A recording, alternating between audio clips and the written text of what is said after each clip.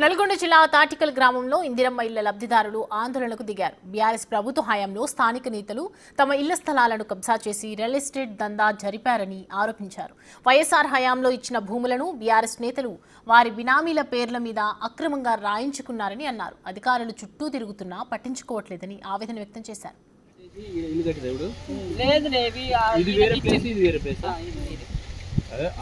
చెట్ల కింద మేము ఇక్కడ చెట్ల కింద ఉన్నాం. మాకు లేదు. నల్గొండల బంగ్లాలు కట్టినోనికి వానికి ఇల్లు.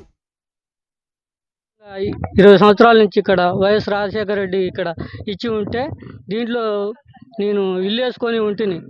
అయితే మన టీఆర్ఎస్ వచ్చిన తర్వాత మళ్ళీ పట్టాలు ఇప్పిస్తా అని ఇల్లు అడ్డం వచ్చిందని ఆయన కుల్లగొట్టి మళ్ళీ ఇవ్వకుండా వేరే ఇతరులకు అమ్ముకోవడానికి ప్రయత్నిస్తుంటే నాకు 2 లక్షలు అడిగిన నన్ను అడిగితే నేను ఇవ్వలేకపోయినా. బంటురవి అడిగినాడు, మల్లె లక్ష్మయ్య అడిగినారు. తర్వాత ఇప్పుడు ఇంకొక ఆయన శనగోని సుధాకర్ అని ఇప్పుడు ఆయన ఓటాకు ఇది అమ్ముకోవటానికి ప్రయత్నిస్తున్నాడు.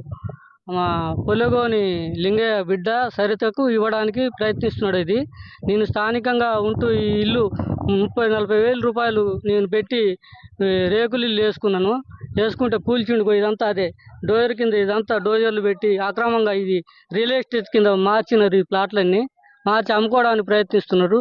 నా 3 పిల్లల్ని రోడ్డు పాలు చేసినారు. మమ్మల్ని నిత్యం ఏడిపిస్తున్నారు.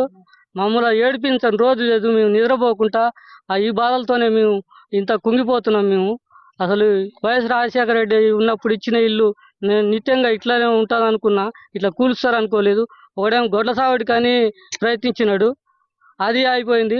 ఇప్పుడు తీసి ఇంకా ఎవరికో ఇద్దామని మొత్తం సాటంగానే తీసుకుపోయి పట్టాలు ఇప్పియడం, పేర్లు రాపియడం. ఇది గ్రామ పంచాయతీలో బహిరంగంగా ఇవ్వాలి. ఇది బహిరంగంగా గ్రామ